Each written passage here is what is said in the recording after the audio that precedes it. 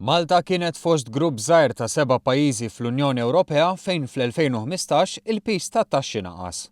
Fil-fatt stqarrija tal-Eurostat turi kif Malta il-pis tat-taxxi naqas b'0.4% tal-ġid nazzjonali.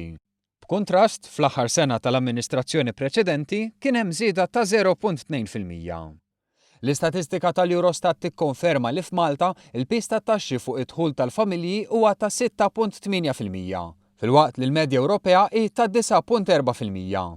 Dan jirrifletti fost l-oħrajn it-tnaqqis fir-rata ta' taxxa fuq id-dħul li wettaq il-Gvern preżenti b'mod kostanti matul din il-leġislatura.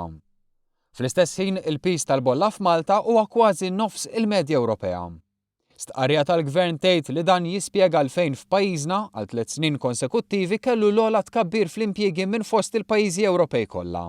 Suċċess li kien anke notat fl-aħħar World Competitiveness Report li wassal biex pajjiżna kellu fost l-akbar titjib fil-kompetittività osservata s-sena li għaddiet.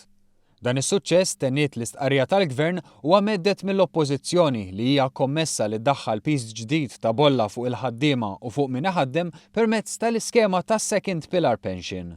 Politika tal-Oppożizzjoni li jista' jkollha impatt qawwi u negattiv fuq id-dħul tal-Gvern minn taxxi fuq kumpaniji li bħalissa f'pajjiżna qed jiġġeneraw dħul ta' 6.7% tal-ġid nazzjonali, jiġifieri l-ogħla fl-Ewropa. Il-Gvern ittemm l-istqarrija se jibqa' kommess li ma jżidx piżijiet fuq id-dħul tal-ħaddiema u minflok ikompli jkabbar l-ekonomija u jtejjeb il-livell tal-għajnuna lil min verament għandu bżonn. Għax it-tkabbir ekonomiku li qed jinħoloq permezz tal-politika tal-Gvern preżenti qed jgħin biex sena wara l-oħra jitnaqqas il-pis tat-taxxa u l-ġid jasal għand kulħadd.